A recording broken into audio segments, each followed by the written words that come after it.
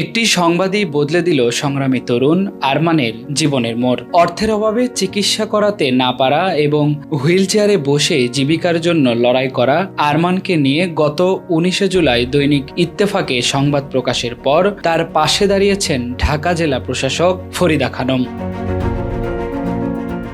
এক হাতেই দোকান, হুইলচেয়ারে সংগ্রামের পথ চলা, এই শিরোনামে সংবাদ প্রকাশের পর আলোচনায় আসে সংগ্রামী তরুণ আরমানের জীবন সংগ্রাম। সংবাদটি ঢাকা জেলা প্রশাসকের নজরে আসার পর আরমানের খোঁজ খবর নেন ফরিদা খানম। এরপর তাকে জেলা প্রশাসকের কার্যালয়ে আমন্ত্রণ জানানো হয়।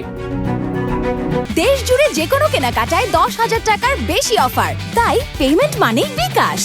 নিজের ছোট ভাইকে সঙ্গে নিয়ে জেলা প্রশাসকের কার্যালয়ে উপস্থিত হন আরমান। সেখানে জেলা প্রশাসক তাদের সঙ্গে কথা বলেন, মনোযোগ দিয়ে শোনেন পরিবারের অভাব, অনটন ও চিকিৎসার সংকটের কথা। তাৎক্ষণিকভাবে আরমানের হাতে আর্থিক সহায়তা তুলে দেন তিনি। আমরা মূলত ইত্তেফাকে আরমানের নিউজটা দেখে তাকে পিক করেছি। সিভিল সার্জনকে বলে দিব যাতে সরকারিভাবে তাকে তার ডাক্তারের খরচ বহন করার জন্য, আর প্রয়োজনে তার কর্মসংস্থানের জন্য যা যা করার সেটা জেলা প্রশাসন ঢাকা করবে, সে দায়িত্ব আমরা নিয়েছি। জেলা প্রশাসকের এমন সহযোগিতায় আবেগ আপ্লুত আরমান। তিনি জানান, অর্থের অভাবে এতদিন চিকিৎসা করাতে পারেননি। জেলা প্রশাসকের এই সহযোগিতায় এবার চিকিৎসা শুরু করার আশা দেখছেন তিনি। একই সঙ্গে স্থায়ীভাবে দোকানের ব্যবস্থা হলে পরিবারের দায়িত্ব আরো ভালোভাবে পালন করতে পারবেন বলেও আশা প্রকাশ করেন। উনি আমার চিকিৎসার ব্যবস্থা করবে বলেছেন, সাথে উনি আমার কর্মসংস্থানের ব্যবস্থা করবে। তখন দুটোই দরকার ছিল, কেননা